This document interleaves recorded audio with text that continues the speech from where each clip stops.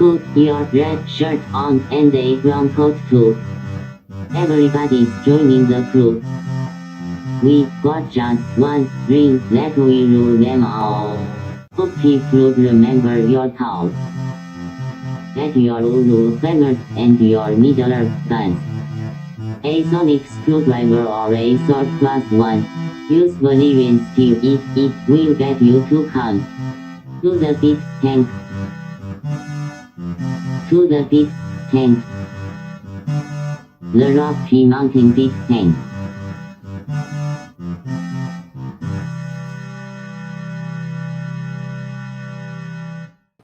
Hi, I'm Guy, Hi, I'm Troy, and this is Geek Tank. your size podcast. Today, we're going to talk about because we actually really are just going to have a potpourri episode. Exactly. That seems like a thing. I think that's our bag, our wheelhouse. Yes. I think that's I think we tried to avoid it for so long, and really, it's where we belong. Yeah, we always have. I've always felt like we belonged in the potpourri, Mm-hmm. just kind of floating in there. Or the popo. Wait, Yeah. no, that's actually the pokey. That's what they call it. The You get pokey. the popo put you in the pokey, Right? which sounds And like we belong there. sounds like a '70s dance song. That'd be hokey. You put your pokey in the hokey, and then that's how you make babies. I was gonna say, and that's how we moved past PG-13. So No, that's still PG-13. It's Whoa, like wait, it's, whoa, right there. it's the Disney version of explaining the birds and the bees. So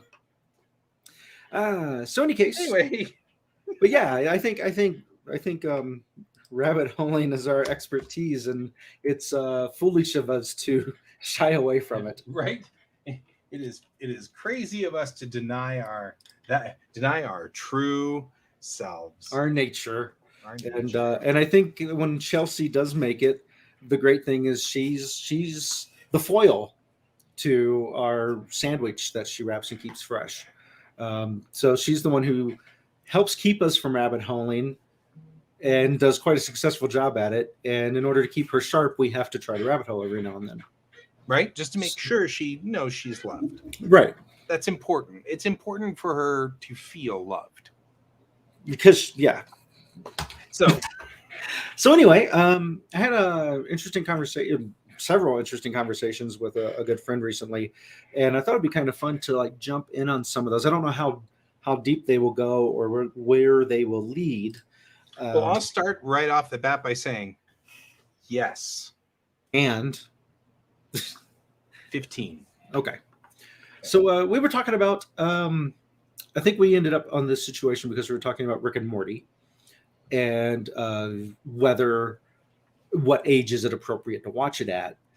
And one of the things that came up was he's more afraid, and just not afraid's not the right word, more weary of the shows that are targeted towards preteens on Disney because of how they have the kids talking to each other and their parents. Now, I haven't watched.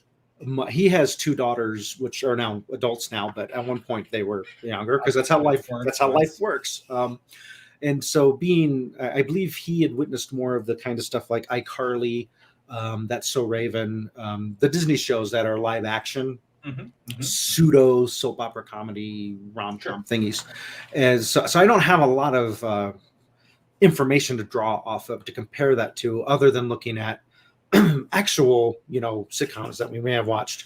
Because one of the things he compared, which was Friends, which is I don't think I've seen a single full episode of Friends. I've watched a little bit here and there, but it never grabbed me. It never looked like something I was interested in. I know some people love know it. that I've probably seen more Friends than you, but only because it was on before Voyager.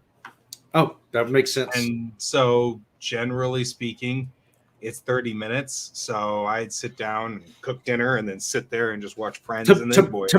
To make sure you don't miss Voyager, you have to have it on ahead of time. I don't mind if I miss 10 minutes of Friends, but I do mind if I miss 10 minutes of Voyager. I know the general concept. I know some of the names. Like I know Joey was a wannabe actor, or at least I think that's the kid's case. And Chandler's, I guess, the underdog that everybody loves or something. And Joey and Chandler were roommates. And one of the characters was in love with another character but never told him. So you've got that whole thing. That happens a lot. One of the big episodes was it's revealed, and then they blah blah blah kiss, and that everybody cheers or something. But that was brought up because it creates this false sense of, if you don't know any better, that 6 friends, it's normal to hang out with 6 friends in a coffee shop a lot, and that it's cheap enough in New York to rent a place that big for. So they did explain that in the very first episode.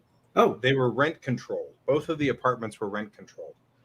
So Monica had the apartment on her side that was her grandmother's, and so she had inherited it, and it was rent controlled. Okay, so it was supposed to be 1960s capped rent or something. Right, rent control, right, exactly. Okay. Held at 1960s.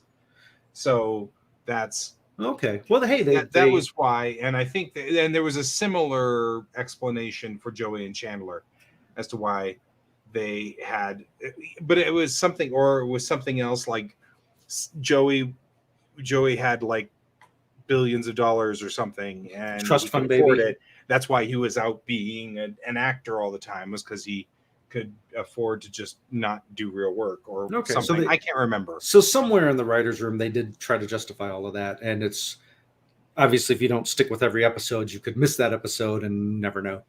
Yeah. So, and then I don't know what happened. I don't know. I don't remember where. I know Phoebe lives nearby, but Monica and Rachel live in the same apartment on one side, and Joey and Chandler live in the apartment across the hall. That's how they became friends. Ross is Monica's brother, so that's where Ross comes in. Oh, so two of them are siblings, right? Okay. And Phoebe was a waitress at the because I want to say she was a waitress at the coffee shop, because I know the coffee shop was one of their main locations. Mm-hmm. And so that was explained. And then some of them, it sounds like their jobs were explained or their finances were explained. But the one of the toxic aspects that my friend was exploring with it is that if you don't have 6 friends that you make time to hang out with at least 2 or 3 times a week, then you haven't succeeded. Was like this image that show would give you, possibly even subconsciously. And then that would make you feel worse about yourself for not living up to what they present as what might be the norm. Did you explain to him Greenwood? Because, I mean, I hate to say this. The nerd commune. Right? Because, you were hanging out with like 12 friends every week. But you'd have to say that was a very rare situation. It was. And I wouldn't call that the expectation. I just suddenly realized that we had a friend saying that, and then I'm like, ooh, we did do that. If in, what was that, 97, 98, if we would have had the wherewithal to just set up some cameras, we could have created we would have had some awesome stuff. We would have had a mixture of Friends and the show that they kick people out of, and they all live in the house. We thought about it. We all got together and we thought about it. We called it. We had a title for it and everything. We were going to call it Mountains Down. Nice. Because the lock at the first Greenwood we lived in, you had to turn the key mountains down to because the lock was installed upside down, and we thought that was perfect for a Colorado, a sitcom about a Colorado apartment. It was like the best name ever, and so Big Brother's the name I was trying to think of. The Big Brother thing. But we were already writing episodes of our sitcom. Mm-hmm. So we already had that. Some of those debates that Victor and I had regarding rules of magic, would have been entertaining for people to watch. Yeah, I mean, I still think every so often, if we would just sit around sometime and brainstorm some of the weirder crap that we did at Greenwood over the however many years, because it was a decade of Greenwood. I mean, there was 10 years of Greenwood going on. I'm sure we could come up with some wild and weird stuff that would only be funny to geeks. Yeah. And really, it would be a Big Bang Theory type show, but actually written by and targeted by its audience. Right. Instead of making fun of its audience. And called Mountains Down. Mountains Down. Which honestly was a brilliant title. So there you go. Black Hawk Down. Yep. But yeah, but so the kids shows, I guess, are worse in the aspect of like having the kids be disrespectful to one another, and um, my I'm kids noticing that with influencers too. Yeah, there's definitely that. I was trying to think what live action stuff were my kids into, and because they really didn't watch much of the live action, if any. No, they're watching the And influencers. yeah, they're watching the YouTube. I noticed that my stuff. kids picking up really like Gamer- entitled sounding vocabulary. Right, and gamer rage And is gamer rage and stuff like that. I mean, he's picking up quite a bit of yeah, it's like glorified through these Yeah. shows. inappropriate behavior, which is But by making it the norm and watching all of these influencers do it, it creates this concept of like, oh, when I feel angry, it's perfectly normal to release that anger in whatever way I want because that's what all these other people are doing in the shows I'm watching. And then we have to come in as parents and say, stop that. Right. And then he gets his tablet taken away again. Hey, the influencers never get their tablets taken away. Well, and that's part of the problem I see too. I mean, I'm definitely seeing that kind of behavior, and I'm not. And that's part of my problem.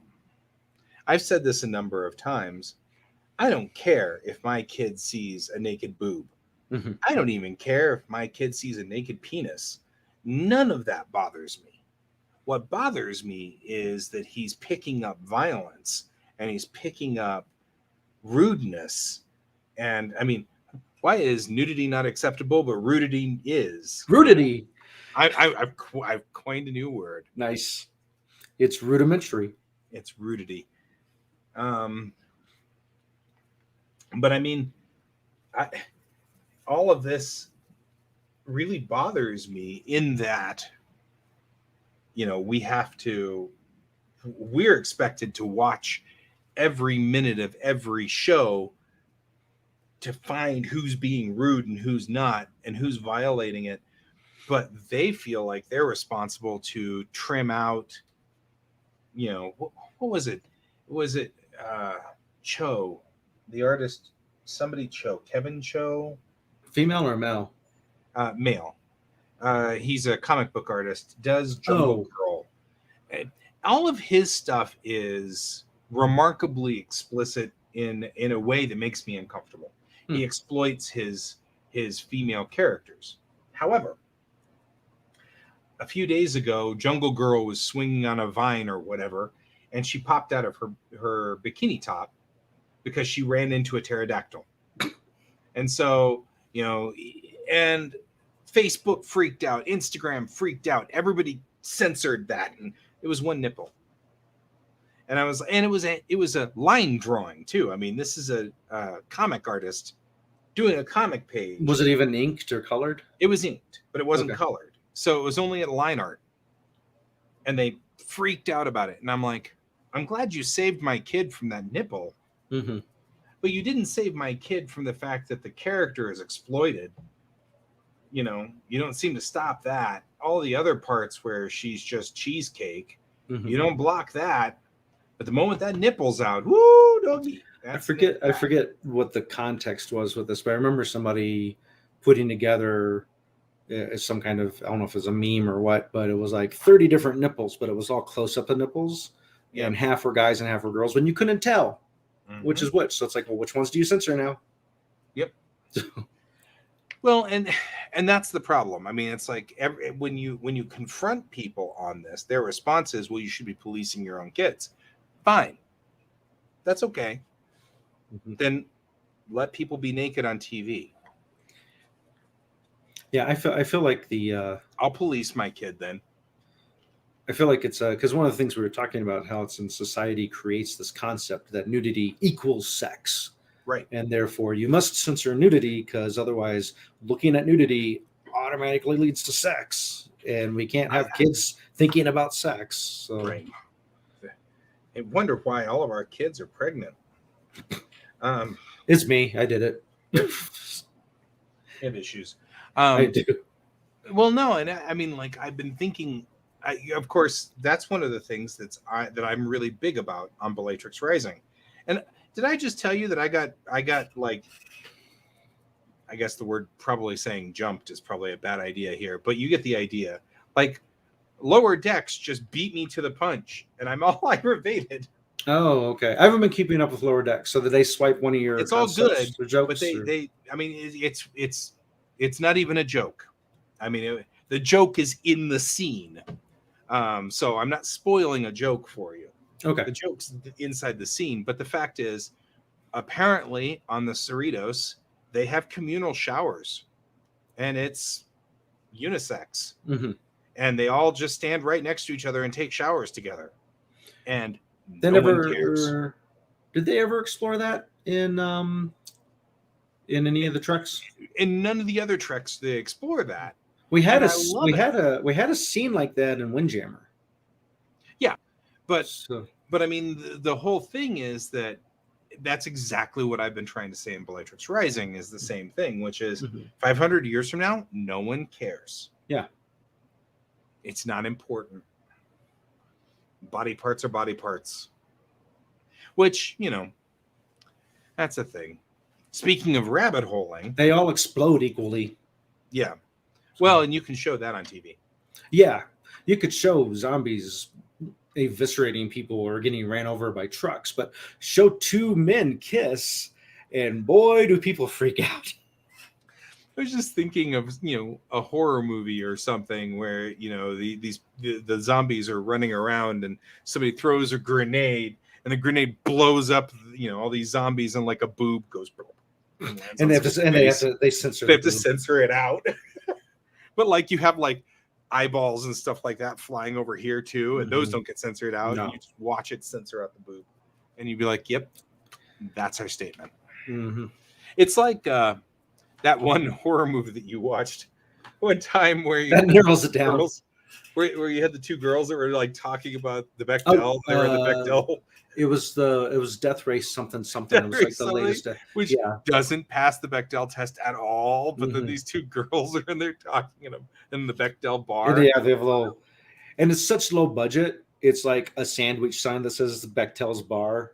Yep. That they're standing at, and Which cracks me up. which yeah, there's no reason to watch that movie except for that scene because it's so low budget. I mean, we're talking less budget than Sharknado.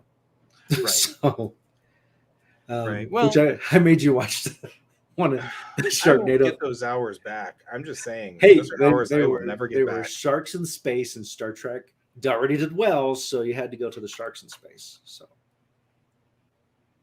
whales in Okay. space, sharks in space. It makes sense. So anyway, so your friend was talking about this, and Yeah, because it was leading. It's like the whole thing about how the gore and the boobies and stuff is not nearly as damaging as not having kids not realize the dialogue is being written because it's written with the knowledge that what's being said is for the entertainment of the viewer, and it's not taking into what the social situation really is, and you should not emulate this because in real life you don't have that fourth wall that you're playing towards. So right, going for the joke could be hurtful or rude to someone, and it's not even for the benefit of the fourth wall thing. You're doing it because you think this is how interactions happen. And I think it creates that single player mindset that we have talked about before. Yep. Everyone's an NPC. I'm the only player character in this game. I'm going to smash everybody's vases and take all their gold because they're just NPCs. right. Well, and that is an issue that I do very much feel. Now that you mention that kind of thing, I'm intrigued by this because you're right. They're not helping anybody. You know, all we're really doing is furthering an agenda. Mm-hmm. And the agenda is sex equals bad and nudity equals sex, which is somebody's agenda. And violence is all right. Yeah, because it's not part of their agenda. So because I mean Disney Disney is a very, I mean, at least at the higher ups, is very religious and has been religious in some of the higher up levels. So I can't imagine them. I mean, if they are indeed looking out for the children, then yeah, I'm realizing, because I'm realizing we do have sort of a poison going through our culture right now with dialogue and sort of interaction, and I am always waging a fight right now with my kid against that culture that he's learning. He's learning this culture. So I'm having a problem with it because he doesn't see the problem. Because of course all of his peers are also in this culture. But what he also realizes is he won't get out into the real world. He can't talk to a boss that way. He can't talk to a manager that way. Mm-hmm. And it's going to end up with, well, we had to fire him because, boy, he's just a jerk, and he won't see that. I also got a notice about people who, on these influencers, they're using sort of that alt-right language, triggered and stuff like that. Oh, snowflake Triggered, and they're kind of already embedding a little bit on these kids that if people are oversensitive about women, and they're oversensitive about homosexuality, and they're oversensitive, and really they all just need to grow up and get over it. It's all just a joke when I use bad language towards people and I'm rude towards people. That's all just a joke. And sort of building that environment around them. So I actually just called my kid in here and made sure he understood what those words mean. And, and it's like, I don't have to worry about the words that we bleep out on this show. That's not the words I'm worried about with him. I'm worried about him, me getting really upset with him someday and him going, "What, Dad? You just triggered?" Well, now I'm triggered, and you just lost your screen time for a week. You'd think for a culture you'd think for a culture that worships guns, they wouldn't want to apply any kind of negative concept at all to the word trigger. Trigger. It's like, that's a good thing, right? Or worships John Wayne. Yeah, I mean, I have a constitutional right to bear my triggers, even if they're stuffed. Exactly. The wonderful thing about a trigger is a wonderful thing. So it's flump on the ground. So this brings us to one of the topics that we talked about that I have. I made a few little notes here. I like the fact that your friend and I are thinking the same sort of thing. Good-natured teasing versus mean-spirited teasing. Right. And this talking about the triggered and the kind of stuff and the mean. And it's this came up because I've recently been binging a podcast called Harmontown, which you've seen some of Harmon Quest, which is what spawned from Harmontown. Yep. And so I wanted to go back. I learned a little bit about Harmon. Dan Harmon. Yeah. A couple of nights ago. I'm just saying. Can you hold on to it and don't forget it? I'll get there. Just don't let me forget that I wanted to talk about it. Well, I know you're like me. If you don't talk about something, sometimes it's just gone just before you get there. Say Jackie. Jackie. Okay, I will say that. I'll type it down so I don't forget. But I went back and started listening to all the Harmontown because I knew the story, but I wanted to witness it, and the story of how they decided they were going to do a D&D show live, how they ended up with the DM that they got, just like out of the whole serendipity of how that fell into place and led to Harmon Quest. And I was like, I've heard the story, but now I want to be there for it. So so I've been binging it, and the thing I've noticed is they are him and his podcast partner Jeff Davies are hardcore friendly teasing each other. Like if you take what we do with each other and multiply it by like 100 and then remove any language filters. Right. But because I'm so familiar with our relationship, I can see that they're really good friends and nothing they're saying is meant in any way, in a mean-spirited way. Right. But there are times where there are people in the audience that kind of cross a line, and Dan Harmon doesn't really hold back on them when he lays into them. And you know that they're strangers, so then it's like it's obvious this is mean-spirited teasing. and making that person the butt of the joke for the rest of the audience, which is kind of what all stand-up comedians do to any heckler. Sure. So it's you're asking for it if you're heckling a comedian. right, and then you're putting yourself at the whim of their mercy of how mean they're going to be because they have the microphone and the stage, and they're the one that people paid money to come see, not you and the audience. Right. They've got the light. But being a nice guy, which actually I guess I should never say that because that's a bad thing to say. You're a nice guy. Being a polite person, it rubs me wrong when I see someone being mean to somebody else, even if they deserved it, because it's like all you're doing is demonstrating this is the proper response when someone bothers you, is to be mean at them. And then that led to the idea of practical jokes and teasing. And it's obvious when we tease each other, it's fueled by a love of a friendship. Sure. But then when you watch other people tease, like in high school and such, that's fueled by everyone else. Look at how cool I am at teasing this person. I'm better than them. You should be my friend. So it's creating that teasing social group. Building yourself up at the expense of other people taking them down. Also called punching down type thing. And so I think like the difference is this. I was thinking about this because of our like ongoing your mom jokes that go on between you and I. Yes. Both you and I know that that's harmless. We actually have deep respect for each other's moms. Right. So there's no actual like meanness meant here when we say your mom. And it's actually the same. There's a story behind this with B-Dan that's funny. So anyway, don't worry, I've got Jackie written down, so go ahead and wrap it up, and we'll get back to that. We'll come back to when I was at B-Dan's mom's funeral.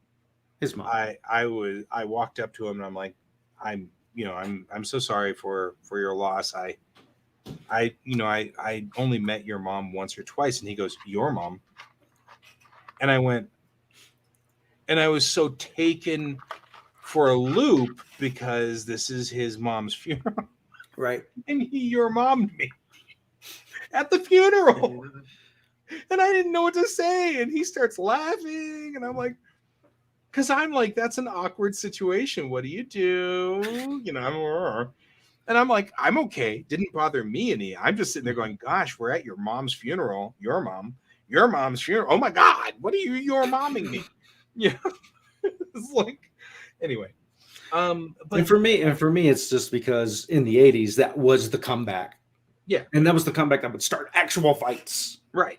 Type things. But the thing is that like you and I, you'll play practical jokes on me, but you would never startle me. They're because that would actually freak me out. Right. I put a lot of thought into where the line is and not to get too close to that line, but get just close enough that I know it's almost uncomfortable, but clearly not uncomfortable.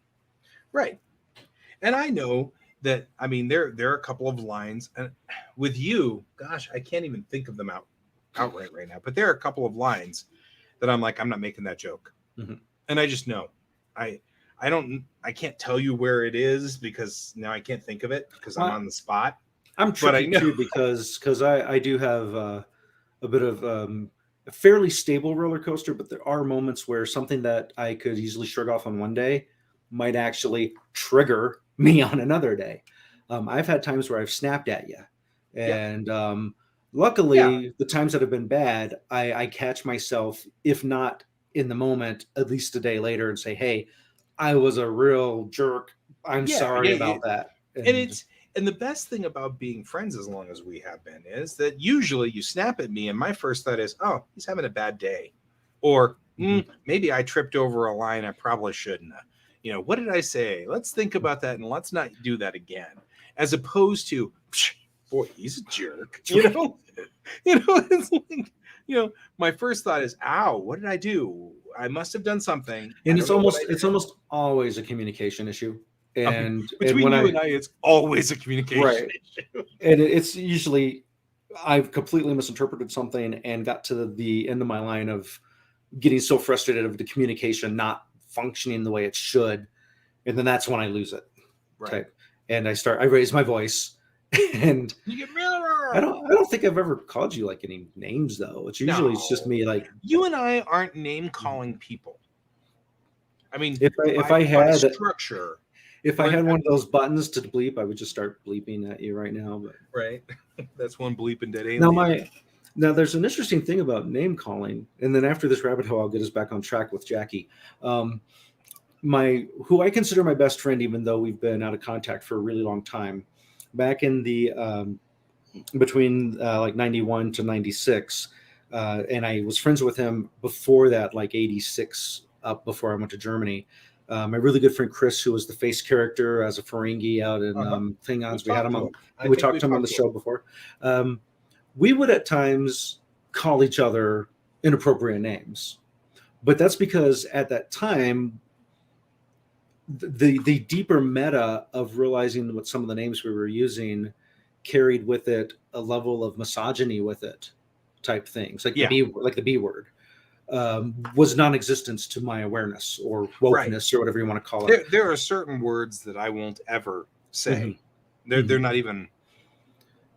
Yeah, they're not even appropriate. We know what the context, the effect it has on some people, and not being those people. I think it's important to realize, hey, this may seem harmless, but that's because I have no standing within the area of where it is causing harm. It bothers me that the Australians use that C word interchangeably with everything. I wish that word wasn't a bad word, because something about it. John Lipton, the famous interviewer who has passed away, in his 10 questions that he would always ask all the guests at the end, one of them was, "What's your favorite curse word?" And for some reason, that word, I don't. It takes the other version of the word, which is meant to be weak, and kind of makes it a strong version of the word. So the P word. So you're taking the C words, like you're really strong and independent, and that's bad, which it's not. It's actually really cool. So I think it's a more accurate version of something that should represent strength than using the word to represent being weak or scared. Right. Which compared to the D word, short which for Richard, is supposed I think to be. Betty White had the best response to that one. Which one was that? She had said somewhere, I mean, like 5 years ago.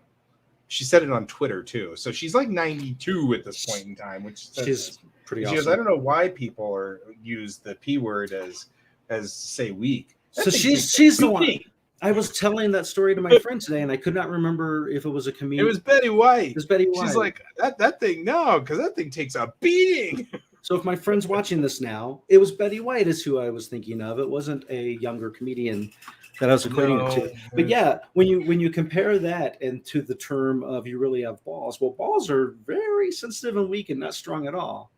Right. So ironically, you really need to switch those. You need to say, quit having balls, meaning you're scared because you want to protect them. And then when you're really like tough and show true grit, then you would use the C word. You're being a vagina.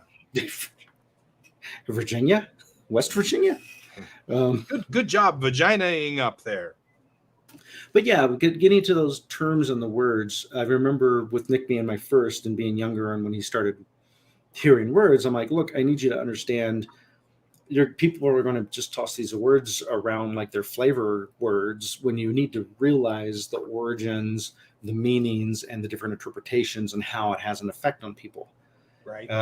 Which with Harmontown, it's, if you based it simply on language, it is hard R where it goes with its language. And which is interesting because he's really close, if not the same age as me. Right. And I expect this, I've noticed this more with people that are like 35 or younger, tend to just, it's like there is no filter. It's like, it's just a word, so what? Which is kind of where they should go, but you can't lose sight that that's not where it's at yet. Right. With everyone. Words have consequences on what you say, mean things, and they. But getting back to, and I was kind of thinking about that because I do still want it before I get back to what I was talking about the other night. Mm-hmm. All I was going to say was apparently Dan Harmon is one of those people who wasn't cool and made a major mistake, apologized for it, and has managed to come out the other side of it. In fact, the person he apologized to has been quoted saying, "This is a masterclass in how you should apologize." Yep. So, And and like, way cool. and I not didn't know not in that a because not I in was yeah. unfamiliar with that until I was hanging out with our buddies, Mhm. our attack wing buddies. I'm bringing attack wing to NDK. Okay, good. I doubt I'll be able to play it, but I'm bringing it. You're a director. You can say, "Leave me alone. I'm playing Attack Wing." I would love to. Probably Thursday night because there's not Yeah, supposed to be actually, a lot going on I'm Thursday night. bringing the automated system too, so we can at least try that out. Good, Give that a shot. So if you want to bring something, Well, don't you have enough for both of us? oh, I got enough for all of us. Yeah, But it's only going to be Dominion, Klingons, and Federation. I've got I don't care. That's fine. I've got a bunch of stuff I need to bring anyway, like chess sets and things. So That's fine. However you want to do it. But yeah, it's and when I say that, that's what the person said. It was sincere. It wasn't meant sarcastically or in a negative way. No. So- I agree. So Jackie and Dan Harmon. Right. Okay. Was that the thing you were gonna? topic? I agree. Okay. The masterclass statement. Okay. Yeah. Was that the thing I was supposed to remind you of, or was Yep, this that was the thing. So Okay. I just realized that was a thing. That Okay, anyway, so Jackie's the one who told you about that. Yep. I was trying to put together why you had me how write it Jackie. goes into all of these things because we're rabbit holing. Got So one of the things that we were talking about is the difference between punching down and punching each other in the shoulder, which I think is probably pretty accurate to exactly what's going on here. it. There's a difference between you and I and me saying, your mom, and well, that was a stupid thing to do, or whatever is like a thing that you and I would do, teasing each other, Mhm. and hitting you below the belt and saying something like, well, the problem with Troy is that he's just too stupid to really do this podcast, or whatever. That's clearly not a joke. You know what I mean? That'd be, especially if you had just messed up and screwed up the transmission, or I don't know, something. I'm coming up with. It's difficult to come up with a hypothetical because it's really hard to come up with a hypothetical situation, but you can see it in people's eyes. And the problem that I've got is somebody had posted on Facebook a meme, and I was looking at going, because that's punching down. And the meme was something like COVID affects, men, or 51% of men and 48% of women, or something like that. And then it said, and no report on the other 58 genders. And I was like, that's punching down, because that's just taking a snipe at people who are non-binary, and you don't need to. There's no need for this. You don't need to punch down. And to analyze it far more than it needs to be analyzed or should be analyzed. To me, on the surface, that says men take bigger chances than women. Oh, I don't remember what the numbers were. Well, I'm sure that the men number was more. I don't remember what I actually am not one. But it was trying to take advantage of a potential situation of a statistic to call out. That's what I was saying. Right. I'm not even 100% sure it was about COVID. It was to call out a group that person clearly has a problem with. Yeah, and that individual is in the that kind of news zone of which to pick up that anybody who's not male or female is obviously just insane and selfish and just wants you to play their little game when you really should just be getting down and doing work. And that's the way they perceive it. They don't perceive this as they don't start with, I've noticed this. Nobody seems to start with, I hate black people or something like that. I'm going to take that out of context and make it like a ringtone for you. Thanks. And that'll be my ringtone from now on. Yeah. I hate black people. And then that's the last we ever saw of Guy. Right.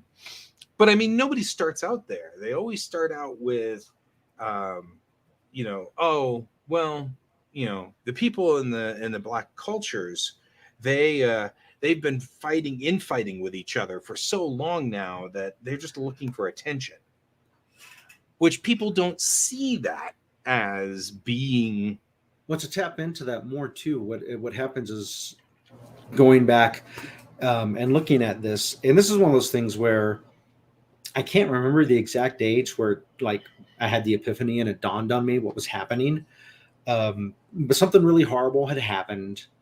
I want to say this was like really far back, like early 2000s. No, it was even before that. It was pretty far. It was before, I think it was before Denver, pre-Denver, and it was once again, get ready for this. I was watching something with my mom, Your mom. and she was like, "That's just horrible. Why does this keep happening?" And it was a news story, and they focused on the race of the two people that did the horrible thing, and that's when it dawned on me. I'm like, whenever it's someone who's just Caucasian, it seems they never mention that. Mm-hmm. It just sort of glides underneath. You don't see two white men steal candy They don't. from them. They don't say that. They don't say that. They would just say a bank robbery happened today and 10 people got shot, and just leave it at that, and maybe not even show a picture of who it was. Yeah. But every time it's someone who's a person of color, they would always specify that and have a picture. And it was the media reinforcing this concept that one race is more apt to commit crimes than the other because they create that illusion. Yeah. Oh yeah. And when it hit me as one of those things, because of course, being a white guy, I'm susceptible to all of the mind tricks played by media in that, because I'm only have the one view. And so when I saw it, I was like, wow, there's a serious problem here. I need to look more into this. And then that's when you get into you create as a culture crime by creating poverty and keeping people in poverty. Obviously, if somebody is lacking for something, they're more apt to do the illegal thing to get the thing they need, as opposed to the people who have been given all the advantages and don't have to do the thing. Then they're going to commit completely different kind of crimes because they're not trying to get stuff to stay alive. They're just greedy or have kleptomania or something, like the rich movie stars who steal stuff. Well, and that's part of the humor of this whole thing is like when you're at whatever that is, Mandelbrot's pyramid of needs, and it's not Mandelbrot. I don't remember. It starts with M. I know someone far smarter than me has done way more research and has it better spelled out. Well, there's a pyramid that talks about your needs and whether you are meeting all of your needs or not.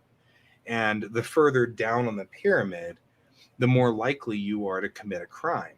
So like at the bottom is like shelter and food, right? Mm-hmm. So food and shelter, and then you move up towards things like love and affection and things like that. But the more you strip those things away from a person, the more likely they are to do crime. And so it is like it's a 1-to-1 ratio that everybody knows. And so you take the impoverished sections of the country, they're already on the bottom part of this pyramid. So they're causing crime. And the answer shouldn't be, well, that's because of their color or whatever. Their answer should be, let's get their needs met so that they're not criming. It's not good for the culture. It's not good for society. And so, and we missed that somewhere along the line. And I don't know how that happens. We should also mention at this point in time. Yeah, speaking of money, and sponsored by, hang on, man, that took a lot of effort there. Okay, Geek Tank is sponsored by Kieran Games, Geekway Homes, Shiny Garden, which is doing the Whimsicon, thank you, Whimsicon, not very long from now, and Your Mom. Oh, I missed it. Does that mean that Shiny Garden's doing Your Mom? Oh, wait. Just backing out of that one right now. And this weekend is not sponsoring us, but NDK. Right. It's NDK, and we're all going to be super busy. Why aren't they sponsoring us? Starting tomorrow. Probably because of conflict of interest. I'm hoping that I'll be able to go to NDK. It'd be pretty funny. You're laughing, but I'm not. Okay. Somebody, and I won't name any names, my wife, was sick this weekend. Oh. And we had to go get a COVID test on Saturday. And if that COVID test comes back positive, we're out. Yep. Not only that, this is the part that's the kicker.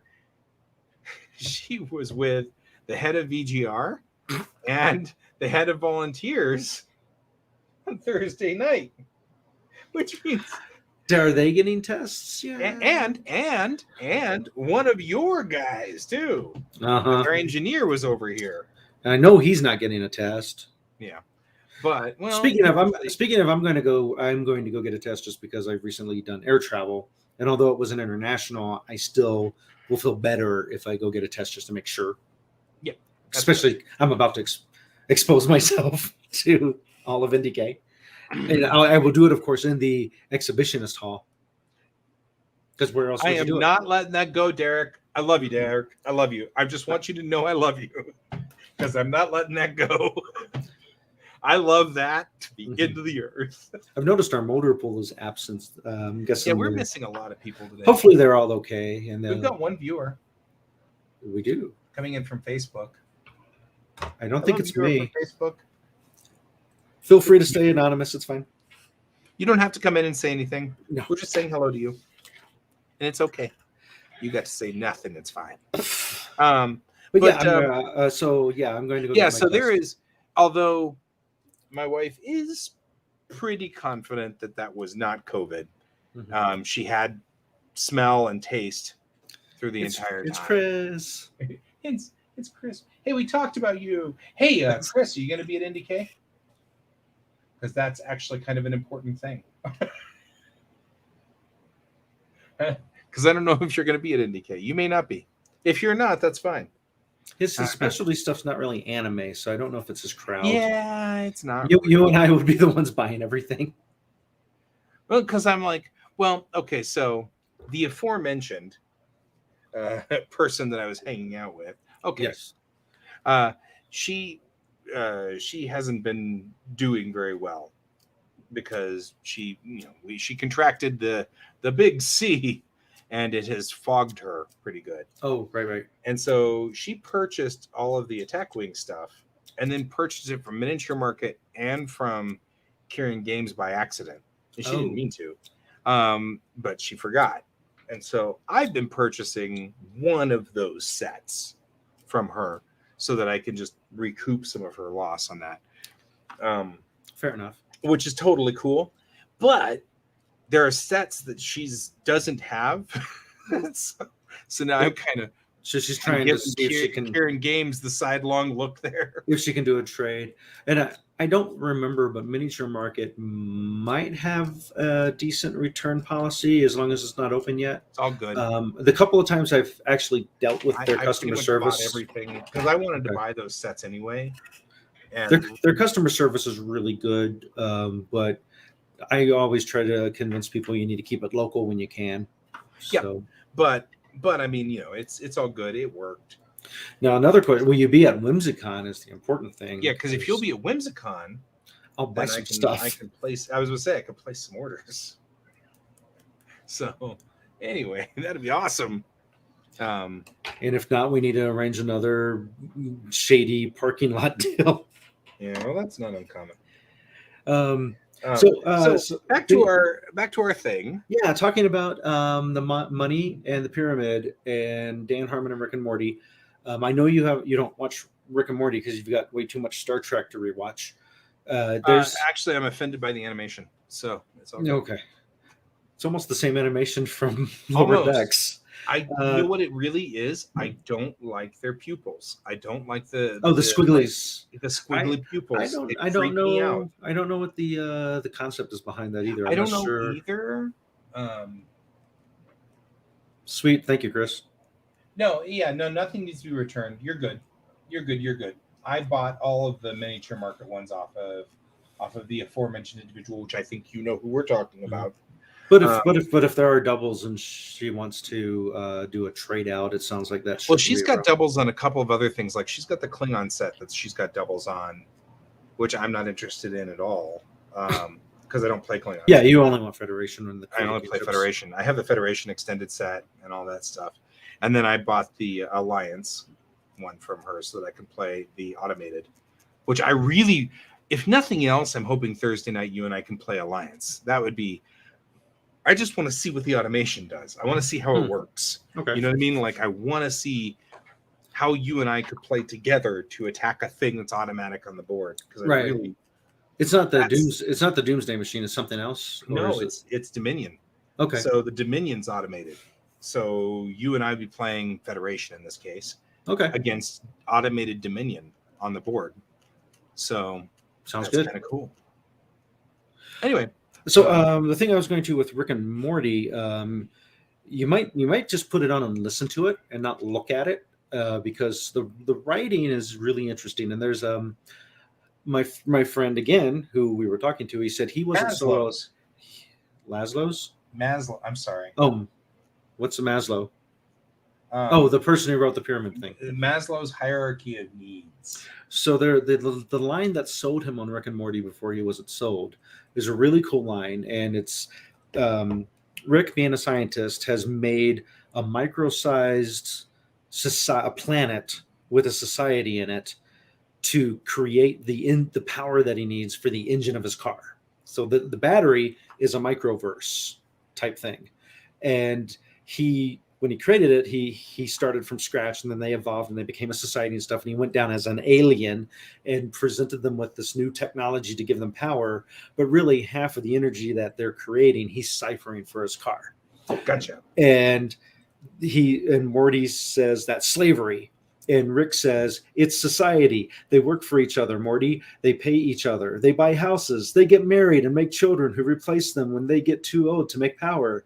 And then Morty's response, that just sounds like slavery with extra steps.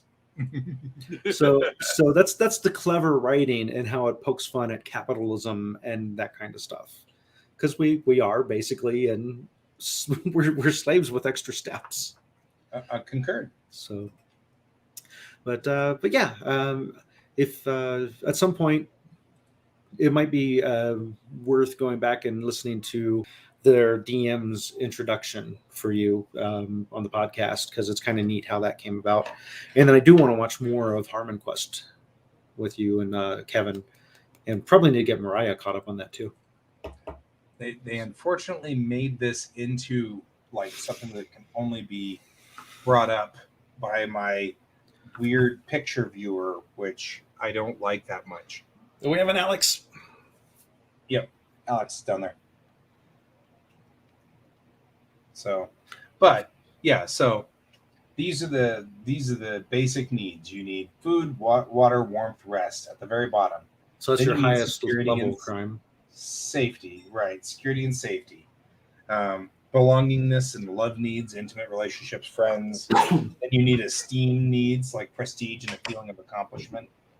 And then at the top is self-actualization. And the thing is, what he was saying was, if you get down into that purple area and start taking things from that purple area away from people, they tend to lose value to society, or their concept. They become more sociopathic, is what the logic is here.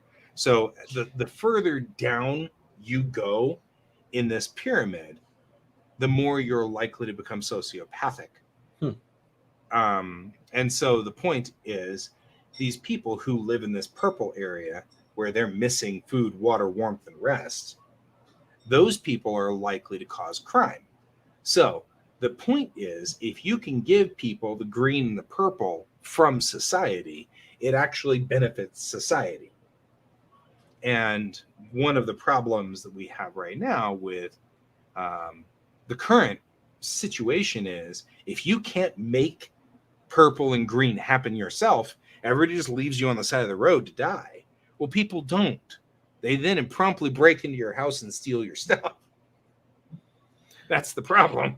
I think the example there too, because some people might be going, well, who's in the purple? Well, there's a large number of homeless people, and instead of really helping them, they get shot with water hoses and swept away whenever they get complained about. So it's yes, there's places for them to do stuff, to go get food in that, but really what they need is some kind of foundation to build off of, not a handout, but a hand up. I just did a fortune cookie thing.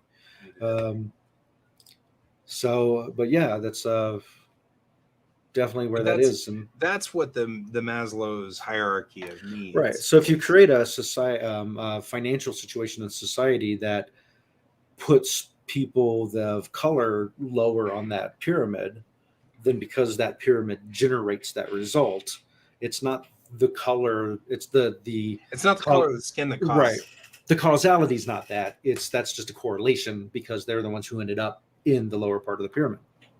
Right. And Because we went through years and years and years of segregation where we threw them into that zone where we impoverished them. Well, once you're impoverished, you cannot meet by the rules of our society, you can't meet the purple line. now here's an interesting thought that's not going to work well for 4 minutes. Now 3 minutes left of the show. Females are getting paid less than males, so you would think that regardless of color, by gender, females would be a little further down on the pyramid. They actually end up on the pyramid, though, Well, because they everybody's on the pyramid. Well, but I guess what I should say is they end up. Let's see if I can use the other. There we go. That's better. That is an argument, by the way, that I get really. I don't know where to go when someone tries to argue with me about that, because there are people who, when I say that, they're like, "That's not true.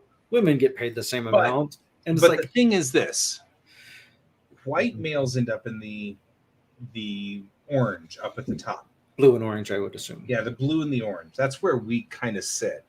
Women end up losing. They end up being in the blue and yellow. You know what I mean? Like they're not knocked all the way down. I feel like I'm down in in the yellow. green too, because they don't get security, right? They don't get security and safety. Oh, right, yeah. Right. But it's the purple is where people start to do bad things. That's where people break. That's where people start to do stuff. But because of the nature of our culture, men have, by tradition, given women the purple side here. They've given women the purple. If you know what I mean. So, in other words, they supply them food, water, warmth, and rest. Right, because of the whole hunter-gatherer type thing. Right. The nature of hunter-gatherer society. Even if you have, a woman who's not married, I can't make rent or whatever. There will be men who will be like, yeah, here, have some money so that, you will theoretically have sex with me and then you can pay your rent. And still doesn't give them the green area there on this pyramid. They're still not there, but they are past the purple level, which means that they're not invested in crime. I feel like they could have the yellow, but not the green. I feel like there's stuff. I feel like there's obviously things that you could feel. You could have love and belongingness, but not have the security and safety. It is an interesting thing that sometimes cultures will artificially screw up this pyramid. Yeah. Like our culture will artificially mess it up where they don't have security and safety, but they do have intimate relationships and friends. Mm-hmm. But I guess really when it talks about basic needs and the security and safety level, I think what they really mean is when you go home at night, can you lock your door? You know what I mean? I would also say that include the things I'm noticing is like security and safety would also be healthcare. Can you afford to buy medicine and get care? Because that's safety and security. That costs money. Food, water, warmth, and rest costs money. Intimate relationships and friends do not necessarily cost money. Right. Obviously, if you are better off financially, you have more free time typically and can invest in those situations. If you're constantly working, you might not be able to invest in yourself to nurture a friendship or a relationship. I think it's interesting also when you look at this hierarchy of needs that in here is a need to do something. That's the blue area. If you can bring people up, give them the purple line, the green line, and the yellow line, then people by nature are compelled to do the blue thing, which is work. Yeah, because they say when you retire or when people retire, it lowers their life expectancy unless they can replace that work with something. Right. So you have to be doing something. You have to. We are compelled as a human being to accomplish something. And I think it's interesting also because a lot of our culture is set up to take away things that are in the purple and the green to force you to do work. When in reality, if we give them the purple, the green, and the yellow, they would do it by nature. Mm-hmm. You gave me a perfect opportunity to say your mom, and I chose not to because I thought it would be too crass. Aw. But viewers can go back and watch it, and when they hear that point where there should have been a your mom, know that that's where I restrained myself. Well, So, thank you. I you're appreciate it. welcome. And my mom thanks you. You can say it there. She would, your mom. But I mean, it's an interesting thing. I'm okay with going a little over on this because this is a fascinating topic, and I really love this triangle. That Because this reminds triangle, me. Yeah, it's an interesting thing to study. The Dan Harmon show is never the exact same amount of time because when they get to a point where like, okay, now we need an ending. Sometimes they can get to an ending in 5 minutes. Sometimes they don't get to an ending until another 20 minutes. So, right? it's we're interesting. rolling on this one. Mm-hmm. But I mean, yeah, I think Where do you feel you fall on that pyramid? Right now, I obviously have all of purple covered, Mm-hmm. and I feel green is covered too.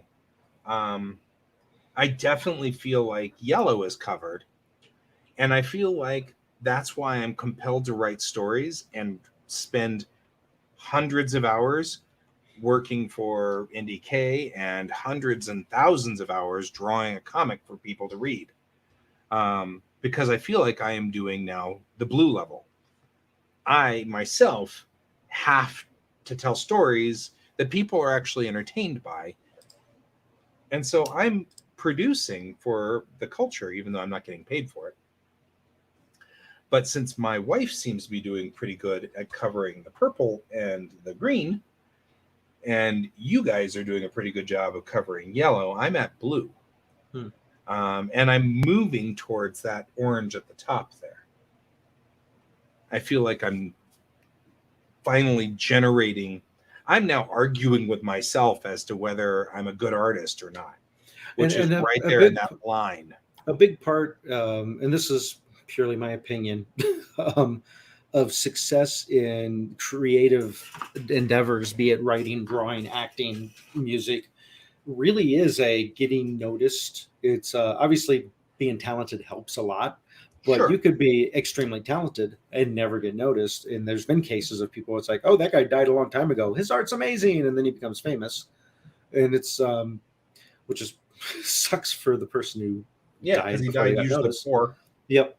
I'm looking at you, Picasso. And then there's artists of different categories that the majority of people would agree they're not so great, but because of who they know and the exposure they got, they're doing financially really well and within certain circles very prestigious.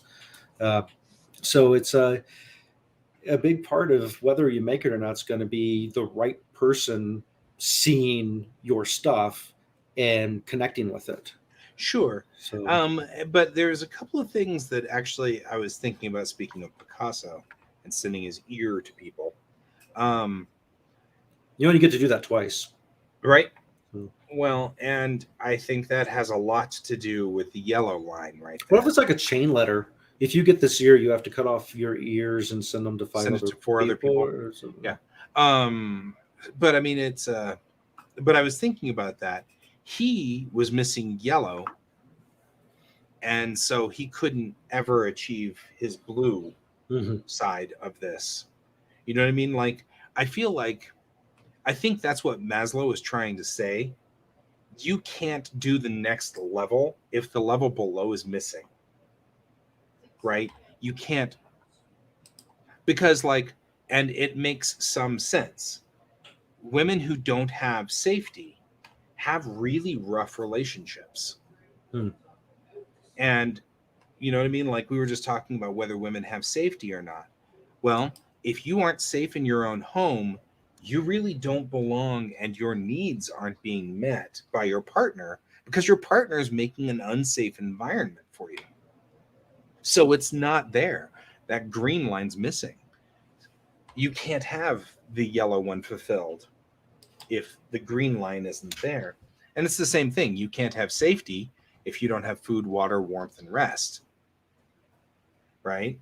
But on the same token, you can't have prestige and a feeling of accomplishment if you're missing your intimate relationships and your friends. Yeah, and obviously these are generalizations because there are going to be exceptions. Because I would say people with really big egos could imagine that they have intimate But they're relationships not and really friends. they're not really meeting it. They're not The, meeting that the, level, the but point, they might feel a lot of accomplishment and prestige. Um, have you met though? I mean, like people who are super egotistical, they talk a big game, but when it comes to actually, the rubber meeting the road, they can't. mhm. They flame out, they spin out, they Well, do all there's kinds of stuff. con So artists really, who, yeah, I mean, one in particular that most of America is familiar with claims to be super rich, but has failed left and right. But sure. on the surface, seems like they are doing well. They probably are And very so unhappy. somewhere internally, that individual knows that they don't have a accomplishment. Mhm. Therefore, blue is not met. So they're lying to themselves. They're lying to themselves. Well, that's one of the, I mean, I always say that. It's like the biggest thing about humans is we lie to ourselves. Mhm. I mean, that's our biggest failure in life is that we are able to sit here. It's actually why imposter syndrome exists for us artists, because we're sure we're lying to ourselves somewhere. Right. Well, You yeah, say we've got looking, good work, and we're sure we're lying to ourselves yeah. somehow. I mean, looking at that pyramid, the only reason I would say I'm not in the blue is because I personally, um, unintentionally or unwillingly, I should say, unwillingly keep myself out of it when I really am in the blue, but I won't acknowledge it to myself or accept it to myself Yep. because I won't recognize my own And since accomplishments in that. since you won't be able to hit the orange level. Right, because the orange level obviously means it right there. It says achieving one's full potential, and I would say part of the full potential is recognizing that you have hit the full potential. Right. And that's part Now, of the issue. now this And relates to and something it that my actually makes sense if you think of this more as, if you're missing the level below it, you could still have things that look like it, but you're either lying to yourself or they're not real. this Um, relates to something that my friend talked about related to enlightenment. That until you find yourself and know yourself, you can't lose yourself. So, and you have to lose yourself to reach enlightenment. yep. Because to get there, and then when you reach Well, enlightenment, it's not a destination, it's elusive. So you hit it, you have to continually keep working to stay in that area. yeah, who knew we'd be talking about this deep subject about Maslow's pyramid of needs? We planned it all. We totally did. This is all scripted. But I mean, like, he's absolutely right. Some people can figure it out pretty easy. Like, it's easy to tell whether you're missing the things in the purple level, Mm-hmm. right? Do I have food? Do I have water? Do I have warmth? Do I have rest? That's easy. You have a place. Is it raining on me? If it is, probably not hitting purple. Then, green's pretty easy too. Do I feel like I can go to sleep, put my back to my partner? She won't stab me in the back in the middle of the night or something like that. That's what You you know what I think. mean? Yeah, right. Can I hang out with my friend Troy and know that he's not going to hurt me I'm not going and to jump scare you. not going to jump scare me, but more importantly, like that you're not trying to undermine me or, something like that. That's a part of the security. Once you have that, then you have a relationship, like we're friends. We're really good friends. We're really close because we know we're not trying to get one over on the other one. We're not trying to hurt each other. We have safety between the two of us. I'm We safe try at your to house. You're safe at mine. right. We try to lift each other up. We try to be a support unit for Right. each other. So Unit. then that allows us to go to the next one. And because of that, and because of the people out there, we both can move to the blue level as well. We've got the ability where here we are broadcasting and accomplishing, how many episodes of Geek Tank are there? A lot. That's an accomplishment, right? And And it would be foolish not to recognize and acknowledge that this is clearly a big part of white privilege too. Yeah. Is that we're but that's because lucky, we're we're hitting, privileged. we can get to these levels. Mhm. Culturally, we can get to these levels. It's harder if you're a person of color to hit all these levels because you're missing pieces Mhm. below this blue level. But And my it's whole not point to, here to, is to be that- clear, it's not their fault that they're missing those two. That's no. it's We get yeah. society knocks stuff out from underneath us all the time. We have kind of a love-hate relationship with our capitalism. But I mean, it's a thing. But the point that I'm kind of trying to get at here is we have a certain amount of prestige for Geek Mhm. Tank as a good example of this. Right. We People are familiar with the green jerseys. We're occasionally recognized. Yep. We're occasionally recognized. By people we don't know. Right. That's the important part. Yes. We're not recognized by Chris, who knows us. So Which is that is something to be proud of. It is an I'm very accomplishment. proud of the fact that I know Chris. I think But that's it's awesome. but it's more impressive when someone you've never met comes up and goes, "Hey, your show's funny. I like it." Yeah, exactly. So we've managed to hit that level too. Mhm. But you're right. I mean, if you are living in a house where you're where it has been over decades or maybe even centuries routed down in the capitalistic ledger until it is below this purple line a lot of the time, you're not hitting the green line, you can't hit the yellow line, and you can't hit the blue line. You know what I mean? That's the point here is we can, because our parents were already at the purple and the green when we were born. Mhm. We were given the purple and the green lines. I think my parents were at blue when I was born, but then they dropped down to between yellow and green, got divorced, and then there was a moment where my brother, my mom, and I, because we were one unit that had moved out, were right there floating between the purple and the green because we relied on government assistance quite often to get the purple stuff. But you'll notice that when you get to the government assistance on the purple side, you get to that point and it looks pretty tasty to go out and break into places to get stuff, because you sort of realize these other people are way up into this blue level up here, and it looks helpless. Right. You look helpless. You feel helpless, and you feel like there's nothing you can do, but you need food, water, warmth, and rest. You need security. So what's interesting is society, an aspect of society too, and this still exists, but not as bad. But in the 80s, it was really bad that when you're in the purple getting assistance, it carried with it a lot of shame.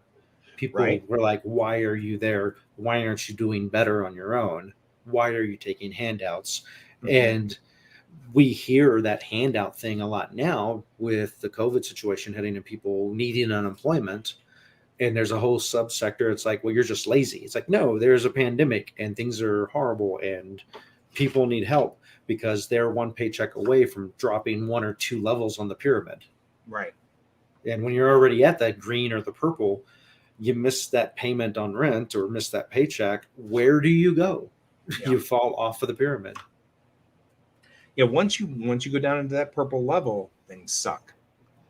And I think that that's something people don't realize, is that a lot of the cultures that we're talking about here, the line is academic as to why. I mean, it really is academic. We decided, of all weird things, skin color, which is such an arbitrary, it was random thing, but we did. I'm not a historian or a race expert, but from what I've gathered, you trace it all the way back to slavery. Yeah, and then as slavery was abolished, I'm sort of at a 10,000 foot level. Right. I'm kind of looking at this from not a historical level, but like a scientific. But the reason the pyramid got separated by race is because they did not want to let slavery die out. But then it became a how do we keep it without You know, The, how the, do they the play that point, game? Is what they were yeah, doing. work with me here on this one. No, All I was won't do saying it. is Okay. right. We arbitrarily picked something. We picked in this case skin color because this happens a lot with humans over and over and over. Sometimes it's families. You belong to X family. I belong to Y family. You will be put now in the purple where you'll be struggling to survive because then I can control you. And I think that's part of it is if I can dole out food, water, warmth, and rest, I can control people because all I have to do is threaten to take it away. Mm-hmm. And it's easy to control a group of people, whether it be the Fleurs versus the Davises, and the Davis family has power and the Fleur family does not. And then it's the Davis family that starts out with, giving you food, water, and warmth and rest because out of the kindness of our hearts. Mm-hmm. But while we're at it, could you come over and fix our sink? And while you're at it, could you also do this? And we're not paying you. We're just keeping you alive. Mm-hmm. We're operating to keep you alive. Right. So after a couple of generations, you're going to have someone steal. Right. It's how one group. Well, you're going to realize it doesn't take a genius to figure out you're pretty much slaves, right? And so what you have a group of people now moving back into our actual situation. You have a group of people who literally were slaves. Now they're being in the system integrated, but still treated like slaves. Mm-hmm. They're still a slave to the system. They're going to get mad about that, and rightfully so. And rightfully so. I mean, I don't see any reason why that shouldn't happen. And so it's fascinating. You look at this, you keep people down there in that purple line all the time, and it's amazing how things go. And then the people who are keeping them into that purple line are saying, hey, the reason you're in that purple line is because you're doing bad crime. Mm-hmm. Well, or you don't try hard enough. It's the other way around. They're doing crime because they're in the purple line. Mm-hmm. It's like get them out of the purple and then it stops. Right. So you wouldn't put them up there where they're fighting for relationships. Mm-hmm. And that's their struggle, is to get their relationships squared away. And you know what? They don't worry about stealing. Nobody does. Nobody worries about taking from other people by nature. Will you always have those people? Sure. There's like 1 or 2% of the population that's just borked. I don't know what their problem. But but a lot of what goes wrong with people can be traced back to this pyramid right here. This is something that was brought up to me by my mom. Your mom, who was which she almost had a complete degree in psychiatry.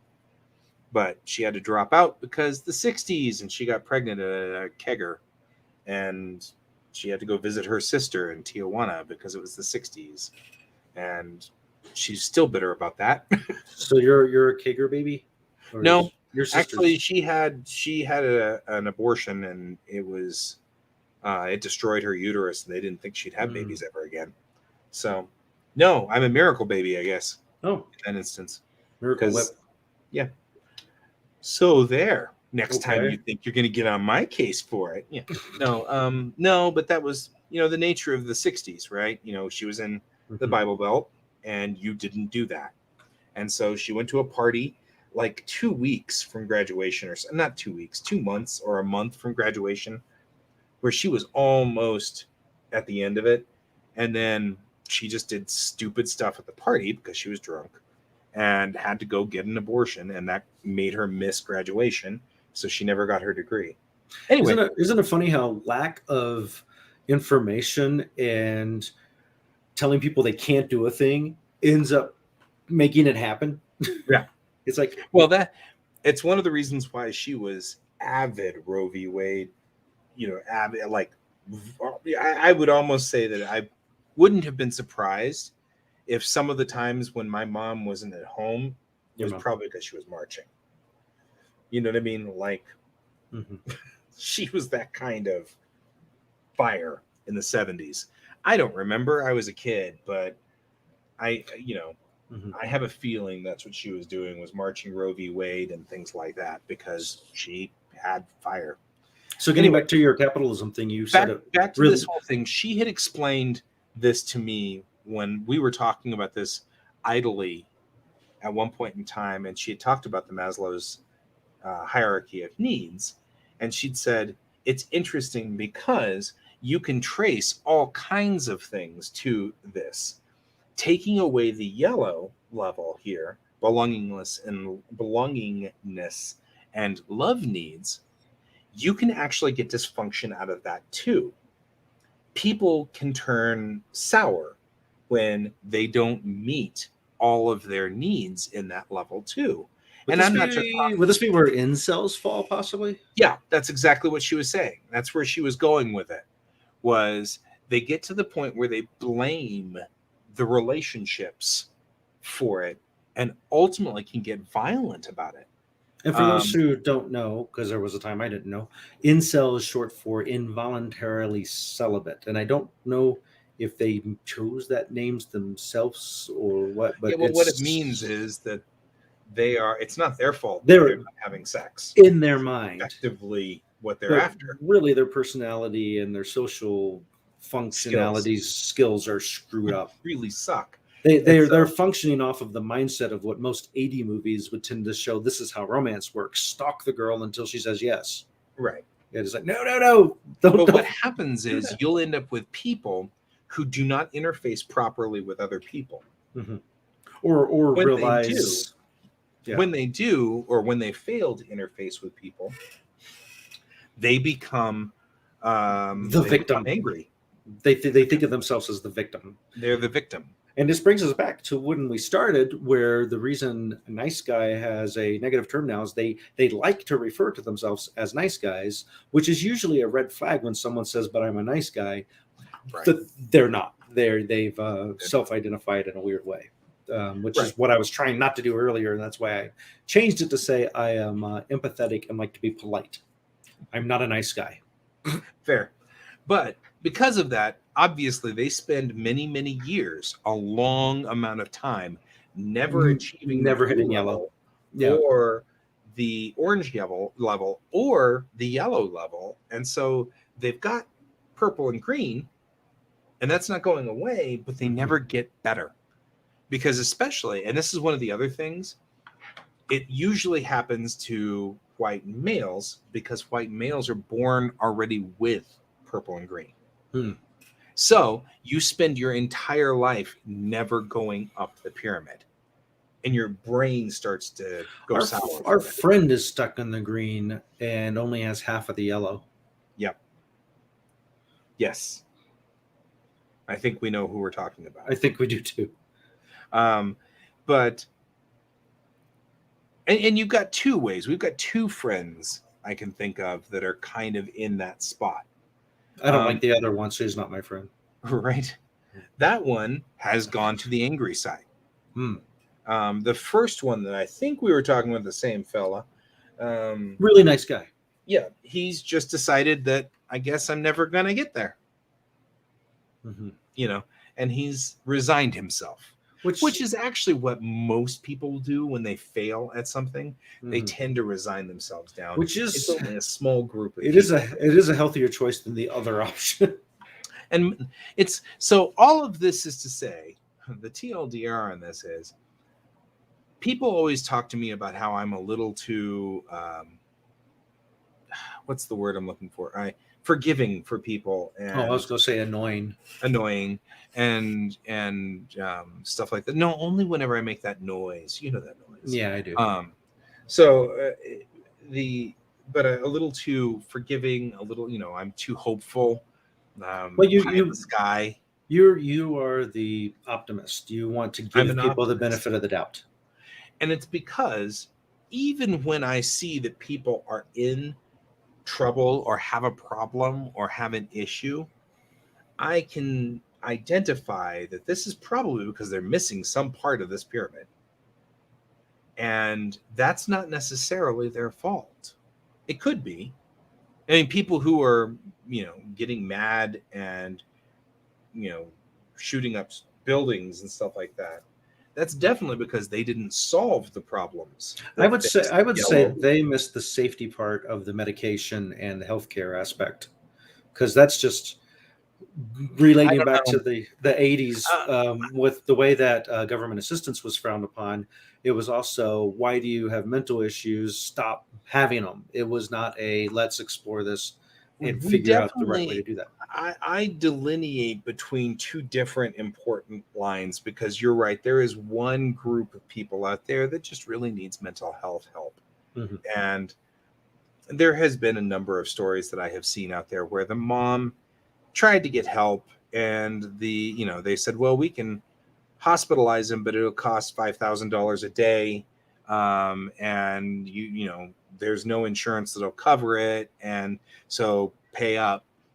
And so they decide to not do that. And that is definitely an issue because then that person then goes on a rampage and kills a bunch of people. And you say, well, I guess those people you can now put a value on those people's lives. Whatever it was worth about $5,000 a day. Mhm. That was their life.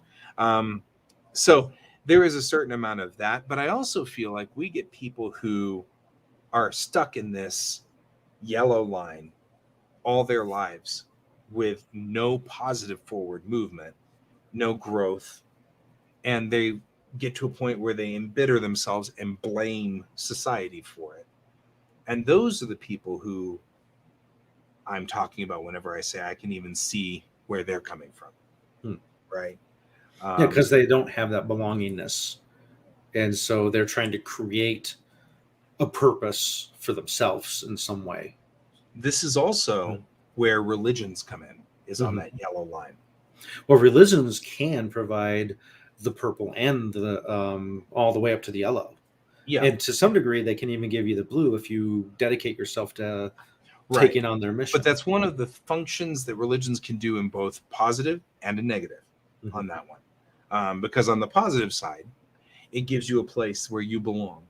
I belong to the Church of, Purple Flowers, and you belong to the Church of Purple Flowers. Well, isn't that wonderful? We already have a relationship. We didn't have to work at it.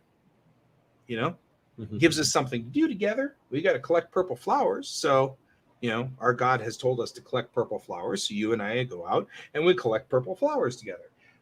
Now we have a job to do together. And I'm, of course, obviously making up a religion Right. so that I don't have to. Although it needs to be a goddess, and her name needs to be Violet, since we're Right, collecting purple exactly. flowers. And she can make herself invisible. Wait. Mhm. Oh. So but on the same token, if someone gets into that and says that purple flower people are the best people but green flower people are the worst people, then on the same token you can maneuver people, and that's a power, Mhm. and people have learned that one over the years too. So Yeah. and it's because you have a lot of people who were suffering, didn't have good needs. They didn't have good belongingness. Their relationships were dirt. And so the religion gave them that. And so there's a certain amount of drive in our culture to destroy relationships because then it drives you towards groups. Yeah, because then So the they groups they lead the want way, to take over that and empty. They then you want to can create control that. people. Yep. It's So I was over. gonna say earlier, when you mentioned capitalism, you put it in a really good way, that capitalism should not include necessities. Yeah. That's not the exact wording, but it was one of those. I feel like It's I feel like we should figure out a way to make capitalism operate in a way where it drives people towards the blue level. Because if they Mhm. can get to the blue level, then they will produce by default. But if you keep them in the purple level, they're exhausted. Mhm. Well, you So have the to. moment they've got Yeah. any free time, they just spin out, and then you're like, well, gosh, they're lazy. Well, It's like, no, they're using all their money to be able to just get the purple stuff, yeah, just to and get then purple. they have nothing left over to get further. Yeah, So the drive people towards the blue, and yeah, they so will it's kind of like accomplish if we more. across the board gave everybody a certain level of assistance, and of course, right away I can hear thousands of a certain group of people going, where's that going to come from? It's like, yeah, so stop jumping to the problem of that first. Let's decide on a plan of action and then think about the solutions to the action. If we can all agree this is a good thing to do, figuring out how to do the thing now is our next problem. We need to get there. So I think there are a lot of things that people don't do, which could work. For example, I have done some really bizarre jobs in my life because I thought that was you on I Colfax. understood. I'm sorry. I thought that was you on Colfax. It was. Hey, that's good money. It is. So it doesn't suck. Well, it does suck and it blows. It does suck. I do right past the PG-13. Woo! It's all in your window. It was definitely in my window. So you've done some odd jobs. I've done, and all you need to do is get buy-in from your employee. And it's easier to just hold an employee at gunpoint than it is to get them to buy in. Because really, honestly, I'd build a house with people. Mm-hmm. I don't have a problem with that. You just have to explain to me why we're doing the house. What's the point? Why are we here? Oh, Joe needs a house. Oh, okay. The Amish do that all the time. You talk about the Amish and they'll just go out there and the entire crew will raise a barn right there. Everybody, and they'll do it in a day. And we're talking about people who don't, in fact, do barn raising every day, right? But they're quick on it. And it's because there's a feeling of accomplishment there. You've given them a thing that they know they're going to do. If you take it away and say you're just putting in this wire in everybody's house, and you'll put this wire in here, and then you move to the next house and put a wire, and then you move to the next house and put a wire in, that's fine. But then people don't feel like they've accomplished anything. They just put a whole bunch of wires into a wall. Mm-hmm. And that's not a feeling of accomplishment.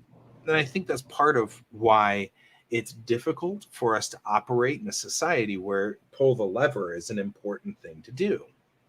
If you pull the lever, if you need people to pull a lever and it has no outside force, you don't understand what's going on, you're just pulling a lever all day long, then you kind of need to force them to do it.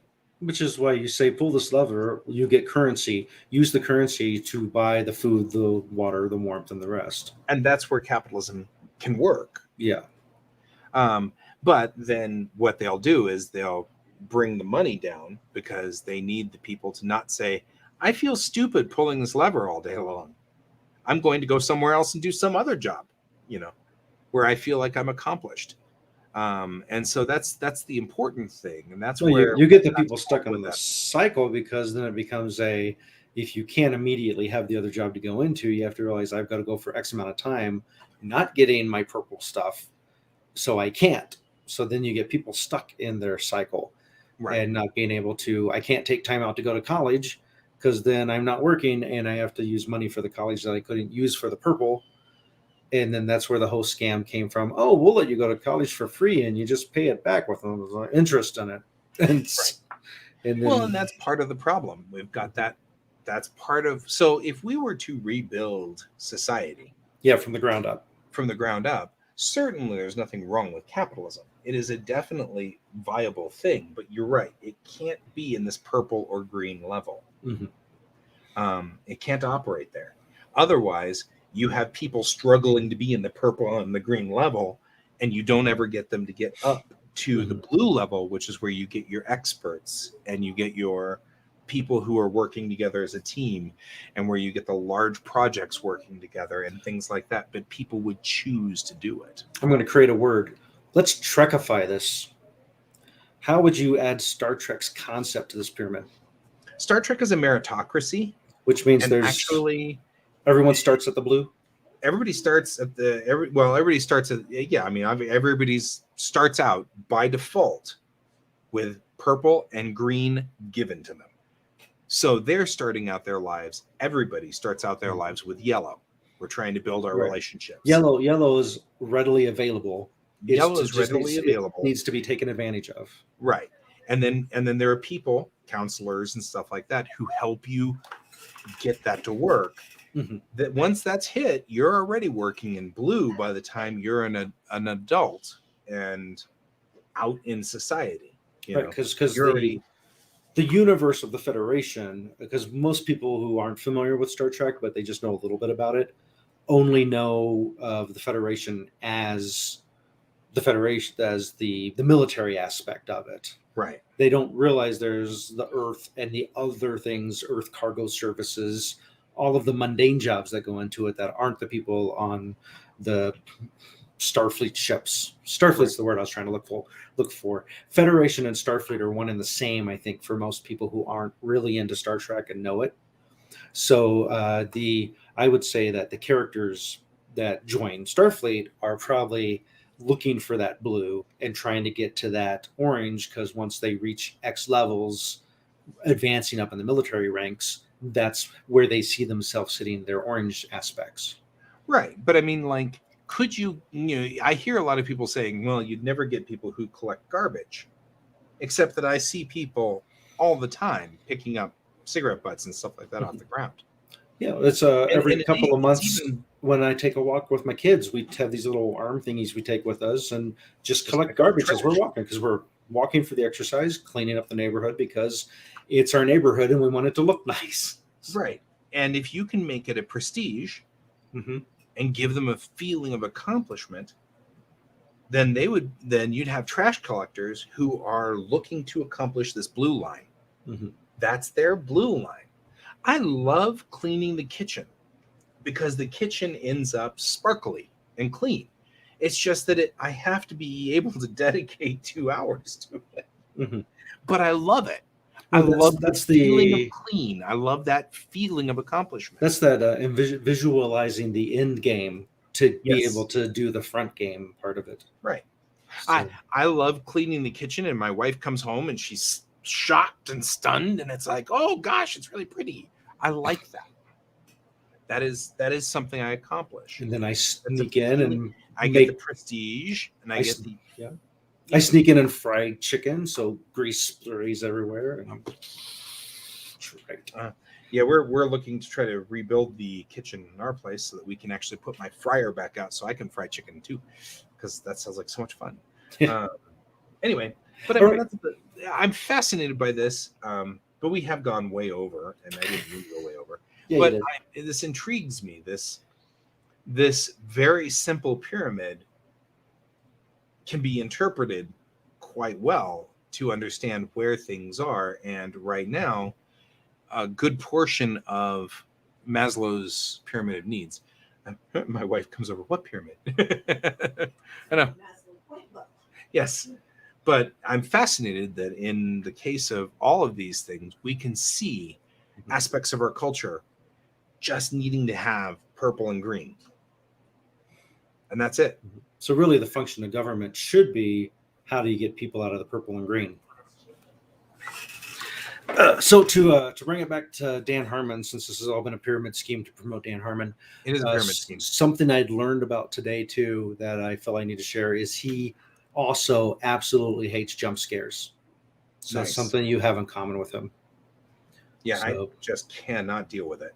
I can't. Yeah, he said that it's a cheap scare, and it's not authentic horror, and it should Yeah. never be. Orange juice. There you go. Well, and that's not just that. I remember I've only seen it once on Discovery in the 90s, but I remember it so well. There are people who, when they get scared, it triggers the adrenaline, The happy And there- chemicals. and then there are people who, when they get scared, it triggers all of that stress cortisol. Mhm. I'm the latter. It puts just nothing but dumps cortisol into my system. And I'm like, great. I feel lousy. My stomach hurts. Mhm. I feel sick. I mean, it does not make me, it physically makes me feel bad.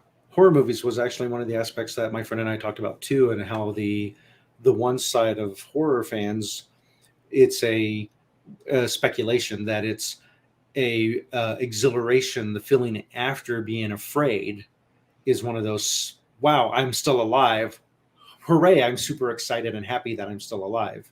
Mhm. but maybe it rides that kind of line. And then It is. like on your side, it's like I feel really stressed out because I thought I was going to die. I was very afraid, and Right. I'm not happy I went through that. It's Right. a focusing that sucked, not a this is awesome now. Exactly. That's how you get those two sides with roller coaster fans, not roller coaster fans. I am not a roller coaster fan Mhm. for the same reason. I spend the entire time on the roller coaster just going, I'm gonna die. and then when we're done, I'm like, I feel like I'm going to throw up. And everybody's like, gosh, you have a weak stomach. And I'm like, no, actually, I think we just dumped like 6 tons of cortisol into my system. And my entire system is like stressed out to the max. And now it's just screwed up. And so I don't enjoy it. And that's fine. But what I do enjoy is different things. Like when I go to Disneyland, I love going on the steamboat, the Mark Twain. That is one of my favorite things. I'm It not just going to talk. I'm totals not going along. to talk about this on Geek Tank. I will talk to you about this after Geek Tank. But Right. they talked about the Mark Twain Disney boat on Harmontown. I do not wish to share that story here. I will share it in private with you later. That works. However, I mean, things like that. The point is, we can go to Disneyland together, you and I. You'll get on to, Magic Mountain, and Mhm. I'll get on to the Mark Twain. Is that what you're And- calling it now? Do what? Magic Mountain. That's what you're calling it now. Whatever. Okay. I have no earthly idea. I do like the Epcot roller coaster, but it's really slowish, relatively speaking, and it's dark, so I can't see. I'm gonna die, and it's inside a ball, which is kind of fun. I like it okay, and like some of them, like I like the It's a Small World. I like that ride. Did you get to do any of the virtual reality rides where it pivots and tilts and that, but you're actually not going anywhere? It's just 3D. Oh yeah, I've done those. Because that was the Star Trek one. You're on a shuttle, and it's doing all this crazy I was on the Star Wars Star Tours. Okay. The con is on this weekend, Donald. Technically, day 0 starts Thursday, but there's not a lot happening on Thursday. But you can come get your badges, I understand it, or something. Thursday or afternoon. maybe, that's VIP badges or something, or It's only pre-order VIP badges. But yeah, I mean, no, it's going there, Donald. Friday, Saturday, Sunday. If you need me, I keep thinking I'll be in the museum. I probably won't really be in the museum. Mm-hmm. Some point you'll be pushing plastic spaceships around in the dojo. That's the battle plan. Mm-hmm. Provided my wife doesn't test positive for COVID. Correct. However, yeah, that's the thing is like it's the difference between adrenaline and cortisol. What's the chemical that gets dumped in your body? I get a ton of cortisol. You get adrenaline, and that's cool. There's nothing wrong with that. Not cortisone. Yeah, not cortisone. That'd be bad. Cortisol is the stress hormone. That's the one that actually will ultimately kill you if you have too much of it. That's the one where people who are stressed out all the time and they get low levels of cortisol all the time, just hits them over and over and over, and then they die at their desk. It's actually...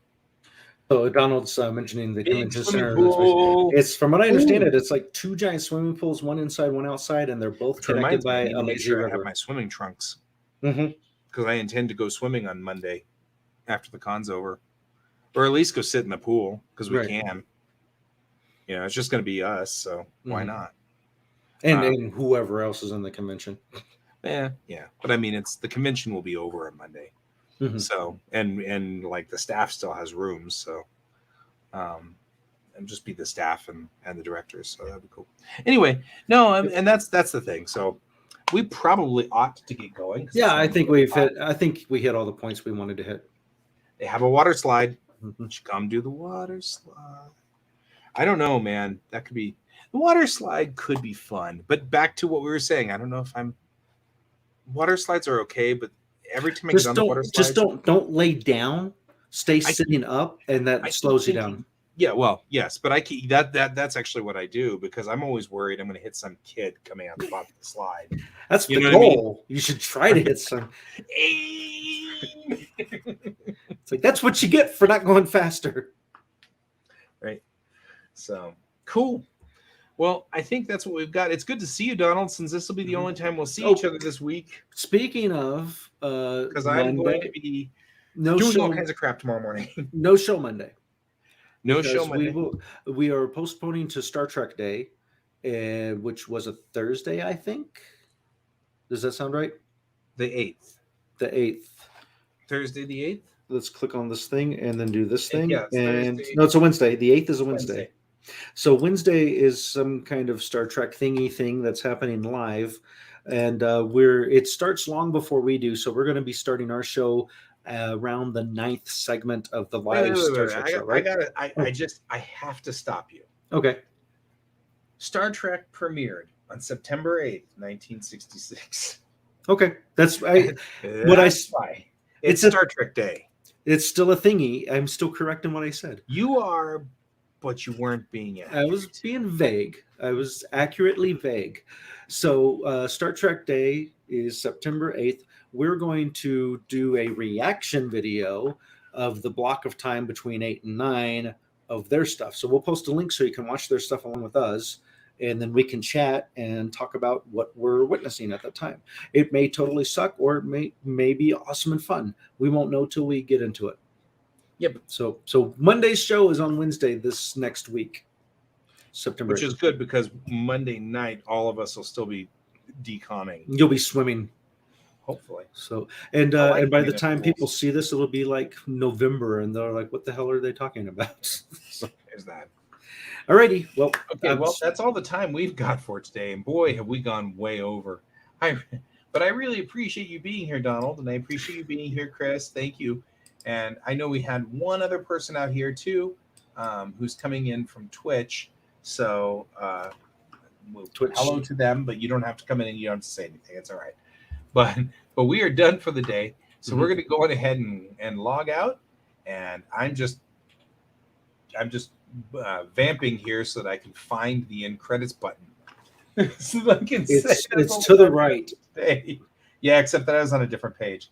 And so until next time, I've been Guy. I've been Troy. And this is Geek Tank.